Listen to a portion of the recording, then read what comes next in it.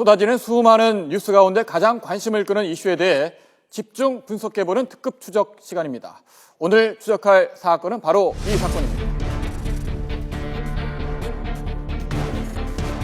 네, 돈이 사라지고 있습니다. 10원짜리 동전 수천만 개를 녹여 구리로 되판 일당이 경찰에 붙잡혔습니다. 그런가 하면 5만 원권 회수율이 10%대로 떨어졌습니다. 사라지는 돈, 과연 어디로 가는 걸까요? 먼저 영상으로 확인해 보겠습니다.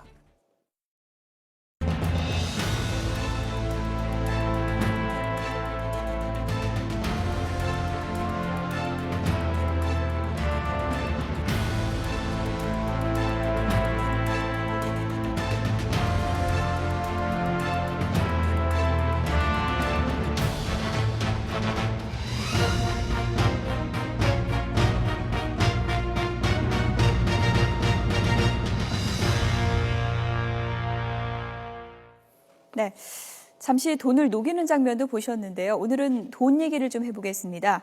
오는 29일 토요일부터는 금융실명법 개정안이 시행된다고 하는데요. 이 내용도 함께 짚어보도록 하겠습니다. 대한경제연구소의 김동환 소장 나와 계십니다. 안녕하세요. 예, 안녕하세요. 네. 앞서도 잠시 보셨겠지만 네. 10원짜리가 수십억이 됐다고 하니까 예. 많은 분들이 이게 어찌 된 일인가 궁금하신 것 같습니다. 네. 10원짜리가 어떻게 수십억이 됐는지 그 현장을 다시 한번 좀 영상을 보면서 설명을 좀 네. 드리겠습니다. 네, 경기도 양주의 주물공장이라고 합니다.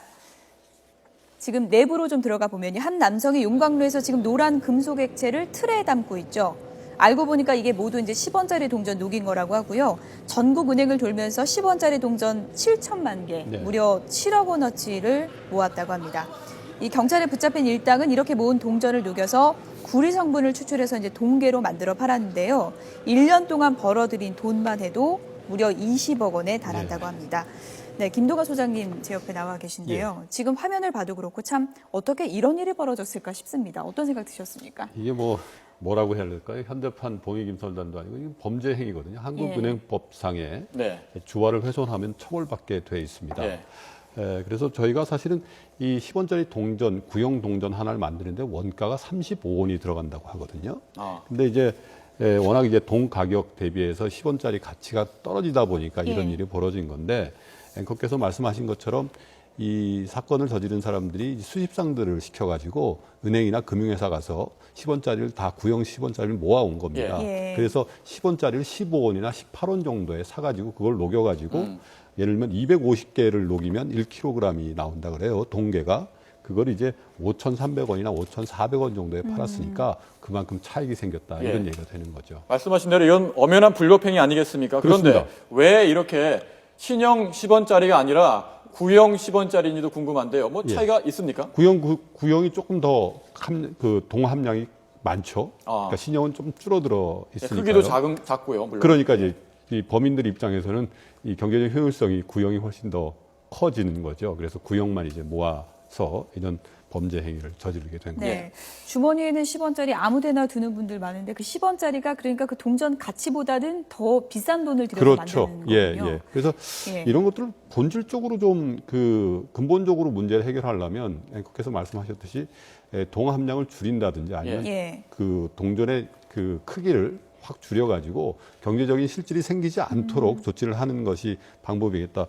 이번에 이제 재판을 받아봐야 되겠습니다만은 한국은행법상 보니까 이번 주화 훼손 같은 경우는 6개월 이하 징역이나 500만 원 이하의 벌금이라고 그래요. 그러면 과연 20억의 차익을 얻고 이 정도 형벌이라면 누구라도 범죄를 한번 저질러 보고 싶다 이런 생각을 할 수도 있거든요. 본질적으로 좀 사건을 예방하는 그런 조치들 좀 필요하겠다 그런 생각이 좀 듭니다. 10원짜리 가볍게 여겨서는 안 되겠군요. 그런가 하면 말이죠. 5만 원권도 문제입니다. 그렇습니다. 5만 원권 지금 회수율이 10%대로 떨어졌다고 합니다. 10장을 발행하면 2장도 채 들어오지 않는다는 이야기가 되는데 그렇죠. 왜 이럴까요? 그동안 얼마나 많이 발행됐고 회수율은 어떻게 변화가 됐죠? 2009년도에 이제 5만 원권이 처음 나왔는데요. 원래 이제 새로운 신종화폐가 나오면 회수율이라는 게 기간 단위로 이제 계산을 하거든요. 만약에 2010년도에 만약에 100억 원어치의 5만 원권이 발행이 됐다 그러면 예. 얼마가 한국은행으로 돌아왔냐 이걸 회수율이라 하거든요. 네. 그러니까 2010년도에 처음 계산해 보니까 41% 수준이었고요. 2011년도, 2012년도에서 계속 조금씩 올라왔었습니다. 그런던 예. 것이 2013년도에 48%대로 떨어졌고 말씀하신 것보다 올 10월까지는 20% 미만, 19.9%라고 하니까 이게 왜 그런지 우리가 좀 분석을 해봐야 될 필요성이 있겠다는 생각이 네. 듭니다. 예. 그야말로 회수율이 뚝 떨어진 네. 건데요. 회수율이 뚝 떨어졌다면 분명 5만 원권이 어디 다른 데로 이제 갔다는 얘기인데 그렇죠. 과연 회수되지 않은 5만 원권은 어디로 갔을지 그 부분에 대해서 좀 짚어보도록 하겠습니다. 저희가 좀 판례를 통해서 5만 원권이 어디로 갔을지 5만 원의 행방에 대해서 좀 짚어보겠습니다. 네. 먼저 첫 번째입니다. 검은 돈으로 전락했나 이런 의혹입니다. 만들 때부터 뭐 이런 걱정이 있었던 게 사실인데요. 그렇죠. 예. 일단 우리가 뉴스상에서 그 얘기되고 있는 불법 자금이라든지 뭐 수뢰라든지 정치인의 수뢰라든지 아니면 지하 자금 이런 것들이 전달되고 배달되는 과정에서 보면 100% 5만 원권이거든요. 예. 왜냐하면 저희가 10kg짜리 사과박스 형태의 금고에다 5만 원짜리를 차곡차곡 재면은 예. 물경 25억 원이라는 돈이 들어가거든요. 만 원짜리로 치면 예. 5개가 필요한 걸 한 박스면 되니까 예. 이게 전달하는 과정에서 굉장히 편리한 수단이 돼버린 거예요. 그래서 상당 부분 범죄 자금이라든지 또 불법 자금 이런 것들로 활용되고 있는 거다. 이런 예, 소장님 쉽게 말해서 작은 부피를 가지고 더 많은 뇌물을 줄 수 있다 이런 게 아니겠습니까? 그렇죠. 예. 지금 저희 화면을 보면 말이죠.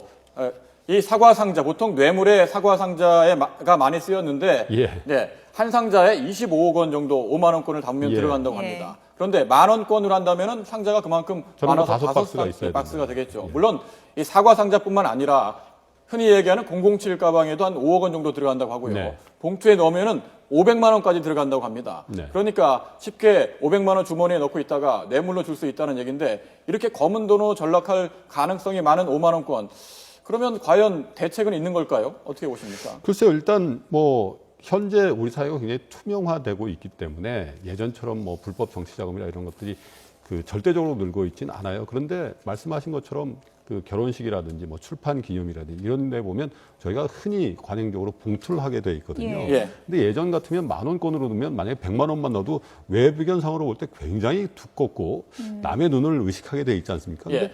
5만 원 거 100만 원 넣어봐야 아무 흔적도 예, 안 나거든요. 그러니까 이런 것들을 어떻게 좀 제도적으로 우리가 바꿀 건지 고민해야 되는데 예. 현재 5만 원권이 나와 있는 상태에서 저희가 이걸 규제할 방법은 따로 없다는 게 또 문제이기도 네. 합니다. 사라지는 5만 원권 어디로 갔을까요? 두 번째 좀 쟁점을 네. 보겠습니다. 네, 중국으로 밀반출되는 사례도 급증하고 있다고요. 우리가 그 돈을 밀반출한다 그랬을 때 우리가 달러로 해서 밀반출하는 경우가 대부분일 것이라고 생각하잖아요. 예. 근데 관세청에서 적발한 걸 보니까요. 우리나라 돈, 원화가 밀반출되는 게 적발 건수로 또 양으로 1등이고요. 달러는 2등밖에 안 됩니다. 엔화가 2등이고요. 그래서 예. 이게 대부분의 경우는 또 어디로 가냐 추적해 보니까 중국으로 간다고 그래요. 그래서 이 원인을 저희가 쭉 규명을 해보니까 중국의 동북 삼성이라고 하지 않습니까? 우리 조선족이라든지 우리 한인들이 많이 사는 거주 지역에서는 이 원화가 일반적으로 통용되는 그런 그 상점이나 또 그 사정들이 많이 있다 그래요. 그러니까 중국 동포들이 여기서 돈을 벌어서 송금하고 환전하는데 수수료가 드니까 그냥 갖고 나가서 거기서 유통시키는 경우들이 많이 있다 그래요. 그래서 상당 부분은 뭐 어느 정도인지는 저희가 정확하게 측정할 수는 없습니다만은 중국 동포들이 중국 동북 삼성 위주로 해서 중국으로 밀반출해 나가는 그 돈의 양도 상당하지 않겠냐 이렇게 추론이 가능할 것 같습니다. 그런 가능성도 있군요. 네. 사라진 5만 원의 행방. 다음 키워드를 볼까요? 네. 네, 마지막 키워드입니다. 네, 장롱 속으로. 예, 요즘 뭐 현금이 최고다 이런 분들 네, 많으니까요. 그렇죠. 이자율이 지금 2% 안팎 아니겠습니까? 예. 거기다가 이자 소득세를 내면 벌만 남는 게 없다 보니까 또 작년부터 뭐가 있냐면 금융종합과세가 4천만 원에서 2천만 원으로 내려왔지 않습니까? 그러니까 부자들이 자기 돈이 얼마 있다는 걸 노출하고 싶지 않은 경우에 그 돈 찾아서 자기 장롱이나 금고에 놓고 현금 쓰는 경우들이 많아졌다는 얘기예요. 그래서 잠자는 돈이 그만큼 늘어났지 않겠냐. 그래서 장롱 속으로라는 표현을 하게 되는 거죠. 예.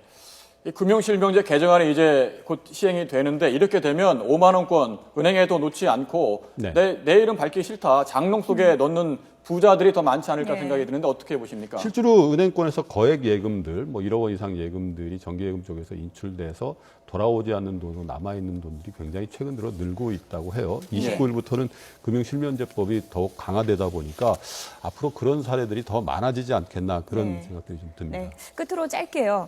5만 원권 뭐 검은 돈 많아지고 이런 얘기 나오다 보면 뭐 잘못 맞는 게 아니냐 이런 얘기도 나올 수 있을 것 같은데요. 어떻게 봐야 될까요? 아니요. 일단 뭐 예. 그 5만 원권이라고 해봐야 달러 기준으로 100달러 아니겠습니까? 일본에 또 우리 돈으로 하면 만엔 기준으로 하면 반 정도밖에 안 되는 거니까 우리 경제 수준이나 뭐 민도나 이런 걸 봤을 때 5만 원권이 불필요하고 또 잘못 나왔다 이렇게 생각 안 하는데 저희들이 잘 써야 되겠다 그런 생각을 하게 됩니다. 예.